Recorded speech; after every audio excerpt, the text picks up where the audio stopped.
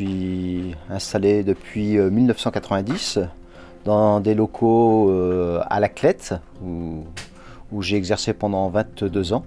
Et ça fait 9 ans, un peu plus, que je suis sur Paris-Monial maintenant. Oui, on a un bel espace atelier, vente, et puis on a un bon outil de travail en effet. On est près d'une voie cyclable qui nous génère bien du trafic dans le magasin et l'atelier, quoi. Le vélo évolue rapidement, c'est devenu quand même très technique, on va dire. Ce n'est plus à la portée de tout le monde. Il faut avoir une formation de base et en permanence nous suivons des formations techniques, que ce soit sur les moteurs des vélos à assistance électrique, aussi bien sur les fourches des vélos aujourd'hui. Le fait de suivre des formations valorise notre métier et puis nous permet aussi d'être reconnus.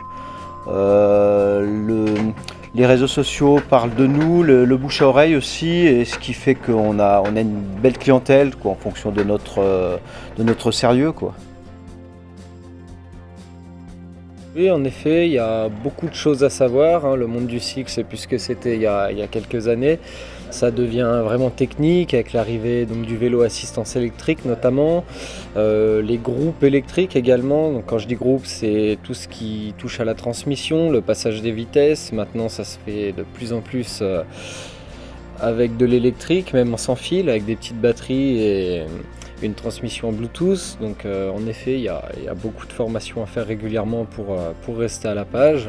On n'est pas spécialisé haut de gamme, on en fait certes, après on touche un petit peu à tout, on est aussi présent dans l'entrée de gamme, le milieu de gamme, donc aussi bien des petits vélos loisirs qui démarrent aux alentours de 500 € jusqu'à des VTT assistance électrique qui peuvent dépasser la barre des 10 000 € parfois.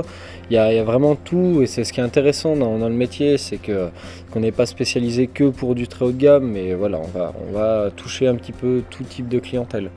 On a un petit peu toutes sortes de clients, je dirais, des passionnés de cycle, passionnés VTT, des gens qui veulent découvrir, s'initier tout simplement avec des petits vélos loisirs. Dans l'électrique, on a une clientèle qui cherche le confort en général, la tranquillité, qui cherche à avoir un bon conseil, un bon service après-vente par la suite. Parce que vendre un vélo, c'est à peu près à la portée de tout le monde, je dirais, à l'heure actuelle.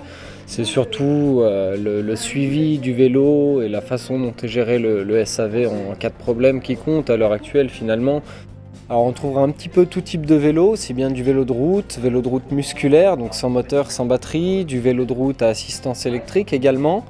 On retrouve maintenant de plus en plus depuis quelques temps du vélo gravel. Alors c'est une base de vélo de route si vous voulez, mais un petit peu plus polyvalente avec une monte de pneus qui permettra d'aller faire un petit peu de chemin quand l'envie nous prend, avec des roues souvent renforcées, un châssis un petit peu renforcé par rapport à un cadre de vélo route classique je dirais.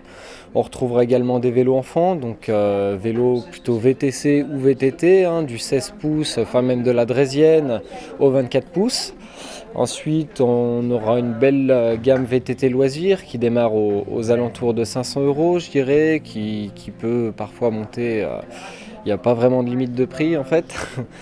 On retrouvera également tout ce qui est VTC, vélo de ville, assistance électrique bien sûr, VTT assistance électrique. Des home trainers. Le home trainer, c'est un appareil qu'on va installer à l'arrière de son vélo en hiver, surtout quand le temps ne s'y prête pas, pour pouvoir continuer de s'entraîner. Après, on fait également beaucoup d'accessoires, casques, gants, équipements.